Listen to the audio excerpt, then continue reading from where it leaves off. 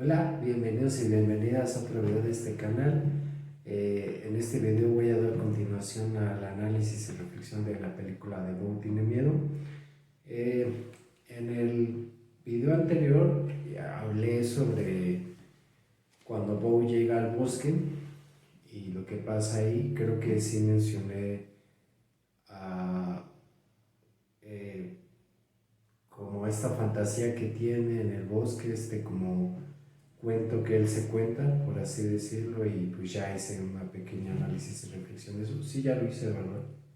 Se me estaba olvidando, perdón. Y ahorita quiero hablar sobre lo que pasa justo después y de otras dos escenas que no recuerdo exactamente cronológicamente en qué parte de la película va, pero que creo que son importantes. Entonces, en este video, si me da tiempo, quiero hablar de lo que pasa justo después, que es cuando Bo se encuentra con su papá, y de las otras dos escenas son cuando Bo eh, recuerda cuando está en este crucero, conoce a esta niña, se llamaba Elaine esta niña, creo.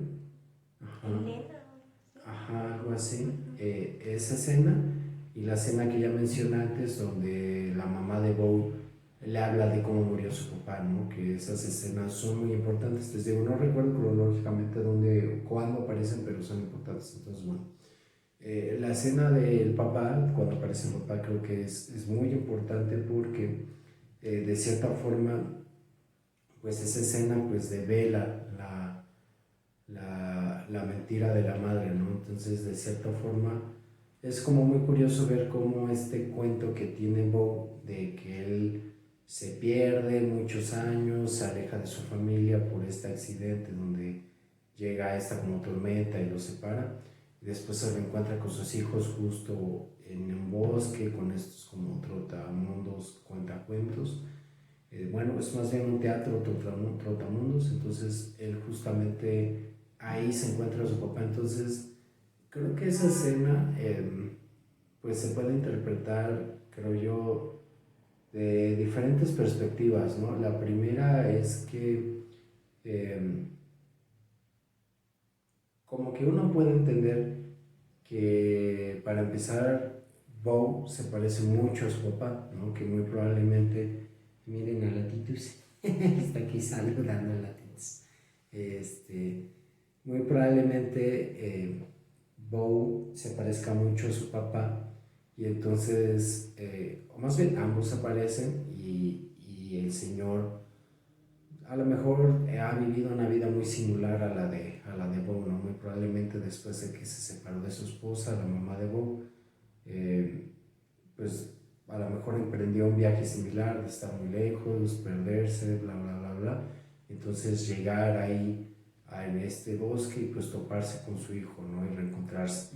Que ahí pasa algo muy interesante, que es que como que le quiere decir que su papá, y pareciera que en algún momento se arrepiente, ¿no? De admitirlo. Entonces como que ahí como que queda como esta duda de que él lo diga, no explícitamente, como yo soy tu papá, ¿no? Muy al estilo de Star Wars. Pero como que se da a entender que sí, porque también Bo como que lo asegura, ¿no? Lo deja ver como muy claramente. Entonces creo que se puede interpretar como esa parte, ¿no? Como este cuento, esta fantasía que Bo se hace, de cierta forma puede ser que su papá también haya tenido esa fantasía y por eso haya llegado ahí. Y la otra perspectiva, que es mucho más perversa y más macabra, es que eh, pues tomando en cuenta que la madre, con todo este poder económico con el que contaba, podía manejar los hilos de las vidas de muchas personas, pues lo más probable es que haya llevado, fíjense qué interesante, bueno, creo yo que muy probablemente conocía hasta qué tipo de fantasías podía llegar a tener Bob.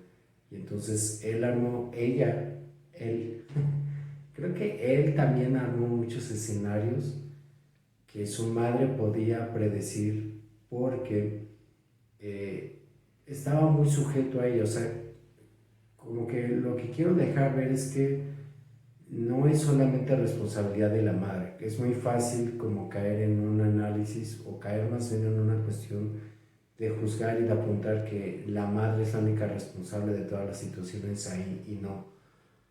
Creo que por lo menos en cuanto a la relación de Bo con su madre, es un mitad y mitad de responsabilidad de ambos, ¿no? Muchos pueden alegar, bueno, pero es que Bo estuvo a merced de su mamá cuando era niño, y sí, esa parte es cierta, pero eh, creo que muchas personas y mucha gente de mi gremio, muchos colegas, menosprecian mucho a los niños. O sea, no estoy diciendo que los niños tengan que valerse por sí mismos desde bebés, ¿no? Y que crezcan y trabajen y dejen de lado su infancia, no.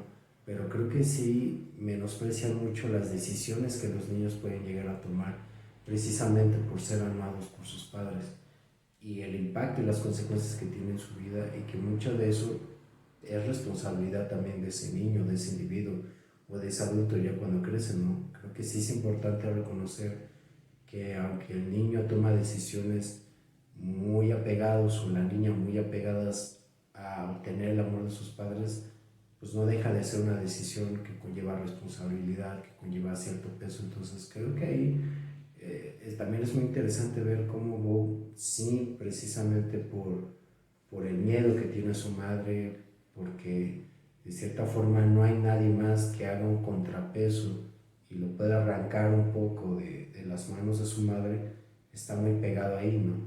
Pero tampoco Bo muestra gran rebeldía, por lo menos ya no después, ¿no? Hay una escena que eso pasa después, que es muy importante y que creo que deja claro por qué Bo perdió todo el rastro de rebeldía, ¿no? Perdió todo el rastro de poder hacer algo más por su vida. Se me está acomodando la gatita. Pero aún así no lo exime de responsabilidad, ¿no? Y bueno, esta escena luego la comento, pero a lo que iba es esto. Creo que esta otra perspectiva es que la madre de Abu tenía todo perfectamente armado para que tanto su hijo llegara a ese punto como su ex esposo llegara a su punto y se reencontraran. Y como decía, es algo muy macabro, muy perverso, porque en realidad la madre está jugando un juego muy al estilo de 1984, donde le da como escenarios donde puede ser libre, donde puede ser rebelde, pero también para que tenga motivos para castigar.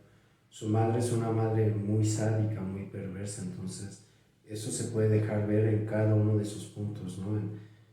Fíjense que tanto control tiene sobre la vida de Bo y sobre la vida de todos los demás que están ahí participando, que se puede dar ese lujo de hacerles a todos saber que ella está manipulando, que ella está moviendo los hilos, y de cierta forma todos siguen participando. Creo que también es una cuestión bien interesante de lo que planteaba Freud con respecto al ello, yo, al super yo, que tiene que ver también, o sea, tiene que ver tanto como en la parte interna de Bo, la parte psíquica interna de Bo, pero también en cuanto a las relaciones sociales y en cuanto a las relaciones de poder. Aunque no se diga tal cual, todo el tiempo la película está hablando de relaciones de poder, de castigo, de culpa, ¿no? Que creo yo, no he leído mucho de Foucault, pero es lo que planteaba Michel Foucault, ¿no? Las relaciones de poder, la salud mental, cómo se establece con todo esto, ¿no? Cómo son los paradigmas de la salud mental, quiénes los establecen, por qué, a quiénes sirven estos intereses, ¿no? Que también va de la mano con el marxismo, con el capitalismo, con el discurso capitalista de Lacan. O sea, esta película también deja ver muy claramente cómo las personas con dinero, y esa no es una metáfora, es así una imagen directa y clara de cómo las personas con dinero pueden manipular la vida de muchas personas, pueden jugar hasta con su propia vida y muerte, y salen impunes, que eso también es lo que pasa con la madre. O sea, la madre, si uno se pone a analizar bien la película, murieron muchas personas a manos de este juego muy macabro de la madre, y no tiene ningún escrúpulo, que eso también es muy interesante. Creo que eso también plantea muy claramente cómo las personas con muchísimo dinero no viven culpa. Y no digo que haya que vivir con culpa, sino que lo que quiero dejar en claro es que estos márgenes del comportamiento social, del respeto del otro, del respeto de la vida del otro, de la integridad de otras personas, se van difuminando muchísimo porque piensan que el dinero lo puede comprar todo, lo puede subsanar todo, y porque en parte en la práctica así lo viven así.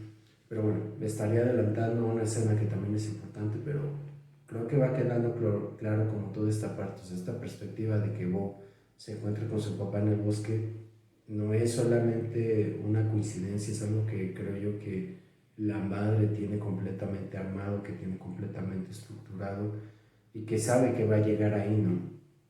Y entonces, pues bueno, llega Javis, no me acuerdo cómo se llama este tipo, llega matando a todos, queriendo matar a Bo, mata al padre de Bo, que también es otra de las muertes que se le pueden imputar a Javis, sí, pero también a la madre. Y entonces, pues arrasa con todo, ¿no? Y ahí también pasa algo muy interesante, que es que la mujer que estaba embarazada se echa a correr como si fuera atleta, o sea, cuando Bo voltea, esta mujer ya le lleva como 50 metros fácil de distancia, ¿no? Y creo que eso dice mucho de cómo eh, pues tal vez esta cuestión de esta mujer embarazada, pues también era una ficción, ¿no? O sea, era algo que la madre de Bo había planeado para removerle algo en ese momento a Bo, ¿no? Entonces, esa parte es muy, muy interesante. Bo se echa a correr, le da choques a este güey cuando está a punto de morir. Entonces ahí, pues bueno, como que se cae y creo que ahí es cuando empieza a recordar muchas cosas Bo. No me acuerdo si es cuando recuerda estas otras dos escenas, pero esas otras dos escenas que yo quiero mencionar ahora también son importantes. Primera, la escena del crucero. Creo que esa escena es muy, muy importante porque hay muchos elementos ahí que creo que ayudan como a comprender como esta construcción tanto narrativa y relacional de Bo con su mamá. Me refiero a narrativa porque Bo y su mamá de cierta forma han creado como una historia entre ellos, ¿no? Han creado como una cosmovisión de ellos como relación.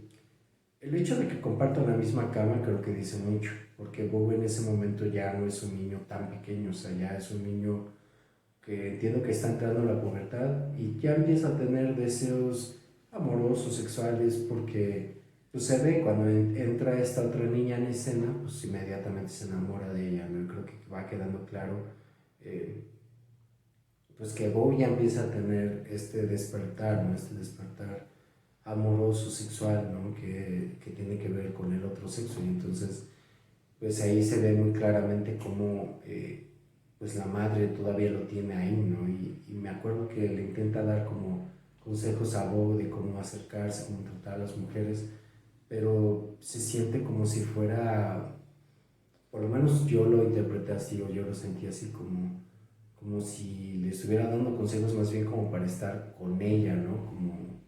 Como seducir a una mujer como su propia madre, ¿no? Yo siento que le dio como ese tipo de consejos. Y entonces, pues esa es como la dinámica entre ellos, ¿no? O sea, como que sí es una relación de madre-hijo, pero también pareciera que es como una relación platónica de pareja, ¿no? O sea, todo el tiempo están juntos, todo el tiempo la mamá de Bo está al pendiente de ella. Y creo que también como que se deja ver mucho recelo de la mamá de Bo, como diciendo, ah, sí está bonita, ¿no? Así como pinche chamaca, ¿no? Y entonces creo que ahí también se empieza a ver que desde ese momento la mamá intentaba controlar todo de Bo, pero en específico lo sexual. O sea, creo que para la mamá de Bo lo más importante era poder controlar la sexualidad de Bo, porque la mamá le puede dar todo a Bo menos eso, o sea, no puede volverse su pareja sexual por cuestiones de tabú, por cuestiones de incesto, y entonces le puede dar dinero, le puede dar todas las comodidades, cubrir todas sus necesidades menos esa parte. Y si ella pues de cierta forma detiene que Bo pues pueda ir en busca de eso, pues de cierta forma ya ha ganado, por así decirlo, ¿no? Ya le ha cortado las pocas alas que tenía para poder vivir esa parte, ¿no? Y si mal no recuerdo, después Bo se empieza a acercar a esta niña, como siguiendo un poquito los consejos de su madre, y algo pasa, creo que eh, me acuerdo que esa escena también es bien interesante, encuentran un cadáver, o sea, hay una persona muerta en la alberca y está flotando y todos están así como si fuera cualquier cosa, ¿no? Y hasta la niña se ve así como de, ah, mira un cadáver, no hay que verlo y así, como que esta escena la tengo muy confusa, pero sí recuerdo que Bo como que sí se sacaba un poco de onda, ¿no? Como por la impasividad de todos. Pero creo que también dice mucho, ya lo mencioné antes, como de la sociedad americana, ¿no? Que pueden tener ahí un montón de muertos por diferentes circunstancias y pareciera que ya se han insensibilizado mucho. Y no solamente allá, aquí en México también, o sea, aquí en México ya vivimos unos tiempos muy inseguros, muy violentos y muchas personas viven como negando esa parte, como es que también es algo fuerte, o sea, creo que también negar toda esa parte es una forma de vivir el día a día sin detenerse, sin angustiarse, sin enfrentar el miedo, el pánico, la angustia que eso puede generar, pero también nos vuelve muy ciegos a cosas muy graves que están pasando, ¿no? Aquí en México el problema del fentanilo ya se está volviendo una realidad, hablemos del narcotráfico, de los feminicidios, de todo lo que eso conlleva. O sea, el narcotráfico en sí ya conlleva un escenario terrible, ¿no? O sea, cuántas personas no han muerto en fuego cruzado, a cuántas personas no secuestran, a cuántas personas no les cobran derecho de piso y los matan por no hacerlo. O sea, nombren ustedes la situación, ¿no? Pero conlleva muchas cosas muy peligrosas que socialmente ya se está como esparciendo como fuego, ¿no? Y ya tiene años, repito, ya tiene mucho tiempo, pero bueno. Entonces creo que eso es muy importante porque también eh, creo yo que esto también dice mucho de que en el mundo de Bow, en todo su entorno cercano, la muerte no es algo y la pérdida en sí no es algo que se viva con el impacto que en realidad tiene, no es algo que tenga ese como, no cause esa marca o esa mella que realmente impacta, que realmente genera, ¿no? Y a falta de falta, por así decirlo, pues las personas no tienen ningún límite, ¿no? Que es lo que pasa con la mamá de Bo, que no tiene ningún límite. Entonces, eh, les repito, ya tengo un poco borrosa la película porque ya tiene unas semanas que la vimos, el trabajo, lo que sea, pero recuerdo que estos chicos se besan y creo que la mamá de Bo lo ve, ¿no? Como que, o no lo ve, no me acuerdo. No me acuerdo. Bueno, se besan, creo que eso es muy importante porque... La mamá de ella. Y ella se la lleva, la regaña. Ah, ajá, la mamá de ella las ve, se la quiere llevar, ajá, se la lleva como a regañadientes. Y siguiente escena, están durmiendo con su mamá, les repito, están en la misma cama, que es muy importante. Entonces la chiquilla entra corriendo diciendo, no me lleven, bla, bla, bla. La mamá se exalta, ¿no? Como diciendo, a ver, como que, ¿qué pasa? ¿Qué está haciendo aquí? ¿Por qué estás como tan, como aquí pidiéndole a mi hijo, ¿no? Que no se lleven, bla, bla, bla. Y entonces, pues, ya como que se van, ¿no? Como que se acaba esa escena, si mal no recuerdo. Le dice que lo ama. ¿Vale? Creo que le dice que lo ama, que la Ah, espere. ajá, que lo ama y también le dice como... eh, ella le pregunta algo sobre el sexo, le pregunta sobre como cómo sería la primera vez o que Que si si era ya, virgen. ajá, que si era virgen. Entonces luego le dice, sí, porque si lo hago me voy a morir. Y entonces como que se prometen ser como por lo menos el primero del otro, ¿no? Que esa es una promesa que cumple Bob, pero que eso es muy importante, o sea, en parte yo creo que sí la cumple porque realmente se ve que se enamora de esta niña, ama a esta niña, ¿no? Inclusive guarda una foto de ella con su nombre atrás y todo. Y en parte creo que no buscó ni una pareja sexual ni ha tenido ningún tipo de actividad sexual, en parte por eso, pero también en parte por esto que dice, ¿no? Si tengo sexo, si tengo relaciones sexuales me voy a morir. Que eso nos lleva a la otra escena que es muy importante, y ya la mencioné, la escena en la que la madre de Bob le cuenta cómo se murió su papá.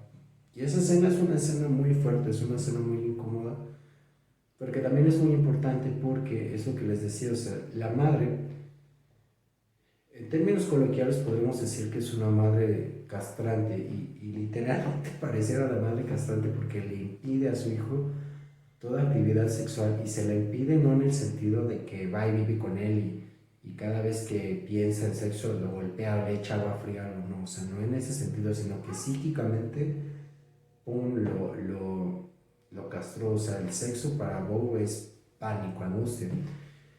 Y eso no es muy diferente en la sociedad actual, o sea, muchas personas a lo mejor piensan que la sexualidad ya se vive desde otro lugar, y sí, en cierto punto sí, ya hablamos de sexualidad de manera más abierta, ya hay colegas, hay espacios que hablan de sexualidad, hablan de muchas cosas, ¿no? Prácticas masturbatorias, como tener sexo con juguetes, el uso de anticonceptivos, actividades más placenteras, ¿no?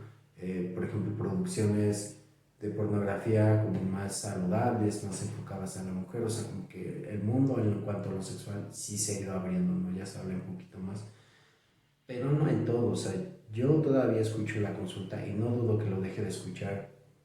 La típica historia de mis papás nunca me hablaron de sexo, me compraron una enciclopedia, me la aventaron y me dijeron léelo. Y eso fue todo lo que hablaron de sexo con sus padres. No tuvieron ninguna guía con respecto a métodos anticonceptivos o el cambio del cuerpo, ¿no? El deseo sexual. Nada de eso. O sea, el sexo todavía sigue siendo tabú. Tanto sigue siendo tabú. Hay una frase muy interesante, muy buena, no me acuerdo que fue en Twitter, que dice: a mayor nivel de represión, mayor nivel de perversión. Y creo que eso ha quedado muy claro en estos días. O sea, mucha gente habla de que, por ejemplo, la música, el reggaetón, habla de sexualidad, de que se sienten muy libres. O sea, eso no es cierto. O sea, a mi parecer, esto es muy a título personal, el reggaetón lo que ha sabido hacer, que es lo que ha hecho la industria de la pornografía, hablando de eso, por ejemplo, muchas otras industrias, es explotar el sexo como objeto, como moneda de cambio prácticamente, ¿no? Entonces eso habla de cómo el sexo, socialmente hablando y actualmente hablando, todavía sigue siendo un tabú. Si no fuera un tabú, todas estas pendejadas que dicen los reggaetoneros no tendrían tanto impacto, ni se vería como con este matiz de perversión, de ay, sí, una sola noche, bla, bla. O sea, no quiero hacer menos eso, sino que quiero dejar en claro que toda esta parte represora y reprimida de la sexualidad encuentra como esta salida muy vulgar, como muy tosca, precisamente por este nivel de represión. Y sí se vive a lo mejor la sexualidad más desde el placer, pero pareciera que se vive más desde la perversión, desde el usar al otro como simple objeto, o que se utilice como eso, ¿no? Como un objeto para crear obras, ¿no? Para crear películas, música, canciones, bla, bla, bla. O sea, creo que va más por ahí la cosa, ¿no? Y entonces creo que eso la película también lo ilustra bastante bien, como les decía, cuando le va contando a Bob cómo murió su papá, lo deja muy claramente, ¿no? Es como, tu papá y yo nos casamos y en la noche de bodas, creo que sí fue la noche de bodas o lo que dice la mamá, tuvimos sexo y entonces cuando él eyaculó dentro de mí, se murió, ¿no? Y se murió dentro de mí. O sea, es como, es una historia muy fuerte, ¿no? O sea, lo que está diciéndole es, si tienes sexo te mueres, ¿no? O sea, estás como condenado, como por ser hijo de tu padre, si tú haces eso te vas a morir, ¿no? Y entonces, pues a Poe le deja un miedo muy grande, que repito, el título de la película es muy claro, ¿no? Poe tiene miedo de todo, tiene miedo del mundo, tiene miedo del sexo, tiene miedo de las mujeres, tiene miedo de decir que no, tiene miedo de enfrentar, tiene miedo de todo, ¿no? O sea, en el video anterior yo lo mencionaba, que creo que ese es el punto principal de la película. O sea, todo esto es importante, pero lo más importante es si Bo es valiente o no. O sea, si Bo enfrenta las situaciones o no, eso es realmente lo más importante, ¿no? ¿Qué es lo que no hace? O sea, como que hace a medias. Y también se entiende porque, bueno, hay otra escena que ya lo explica, que si me da tiempo lo diré, pero va por ahí la cosa. O sea, esa escena es muy importante. A mí me gusta mucho cómo manejaron como la toma donde la actriz le está diciendo, entonces va cambiando como los luces de azul, rojo, como amarillo, así como se ve muy padre, o sea, se ve como muy eh, sórdida, le da como un toque muy sórdido a la escena, porque es una escena muy sórdida, ¿no? Entonces eso creo que le deja un impacto muy muy grande a Bowie. Entonces desde ahí ve la sexualidad como algo mortal, y desde ahí qué va a hacer. O sea, también no es una cuestión de juzgar a Bowie, ¿no? Sino que también es una cuestión de entender que Bowie estaba muy castrado, ¿no? Hablando en esa cuestión. En términos como freudianos, psicoanalíticos, creo que no se podría decir que se instauró la castración en Bo, porque la cuestión de la castración tiene que ver con que exista esa figura paterna, puede ser un hombre o una mujer, no necesariamente tiene que ser un hombre o el padre, sino es la función paterna, ¿no? La función paterna de cierta forma poner límites y de cierta forma quitar al hijo de las manos de la madre para evitar que se vuelva el deseo de la madre, no el falo de la madre, hablando en términos muy psicoanalíticos. Por eso tiene que ver con la castración, o sea que de cierta forma el niño siente que si se vuelve a la pareja de su madre, corre el riesgo de ser castrado, ¿no? De que va a perder sus genitales, su genitalidad a manos de su padre, ¿no? Entonces, como esta pelea no la puedo ganar, prefiero salvaguardar mi integridad física, prefiero salvaguardar mi sexualidad, mis genitales, entonces renuncio a ser pareja de mi madre, entonces gracias a esa pérdida, gracias a esa falta, se crea un deseo que entonces mueve al niño a que busque otra mujer, ¿no? O sea, esa es la cuestión de la castración en términos psicoanalíticos, como yo lo he entendido. Si me equivoco, corríjanme, ya saben, pero por eso puedo decir, o sea, como en términos coloquiales, está muy castrado porque no ejerce su sexualidad, pero en términos psicoanalíticos, no se instauró la cuestión de la castración, ¿no? No hay una falta tal cual, entonces Bo siempre está sometido a los mandatos de su madre, no hay una individualidad, no hay un impulso suficientemente fuerte para que mueva a Bo a vivir su deseo, porque no ha vivido esa falta, no ha tenido la necesidad de moverse más, ¿no? Y creo que eso, hablando como en términos de, de la vida diaria, es lo que le pasa a muchas personas, que por miedo al que dirá, por miedo a perder la comodidad, por miedo a muchas cosas, eh, no hacen lo que quieren, no buscan hacer lo que ellos realmente quieren, lo que desean, no corren los riesgos, ¿no? Porque pues esta cuestión de Bo tiene miedo, creo que se aplica para todos nosotros, o sea, creo que todos tenemos miedo, a menos que tengamos una estructura de personalidad diferente, eh, pues creo que podríamos decir que sí, la mayoría tenemos miedo, ¿no? Pero bueno, entonces creo que esas escenas son muy, muy importantes precisamente porque ayudan como a explicar el porqué de que Bo y su madre tengan ese tipo de relación, ¿no? Que en realidad lo que acaba pasando es que Bo pues es esta parejita de su mamá, es como el objeto en el que su madre puede vertir como todas sus frustraciones, todos sus deseos, todo lo que ella siempre quiso de una madre, ¿no? O sea, para su madre Bo es como esa figura, ese objeto donde ella puede ser la madre que su madre no fue, ¿no? Me estoy adelantando porque tiene que ver con una escena más adelante, pero simplemente ve a Bo como esa figura para poder ser ella, ¿no? Que eso también es lo más importante, o sea, es una de las cosas muy importantes porque como que uno pudiera pensar que Bo está simplemente a merced de su madre, pero en realidad su madre necesita tanto a Bo como él a ella, o sea, es una cuestión, es como esta cuestión de la dialéctica del amo y el maestro, ¿no? Creo que sí es Schopenhauer quien propuso esta dialéctica en uno de sus libros, que es muy interesante porque a mí me suena como a lo que Freud propuso con respecto al yo y al superyo, bueno, al ello, yo y al superyo, ¿no? O sea, en cuanto a la instancia del superyo con el ello y con el yo, ¿no? De cómo manda, de cómo es a veces la instancia del superyo puede ser tiránica, puede ser muy dura, puede ser sádica, muy castigadora, muy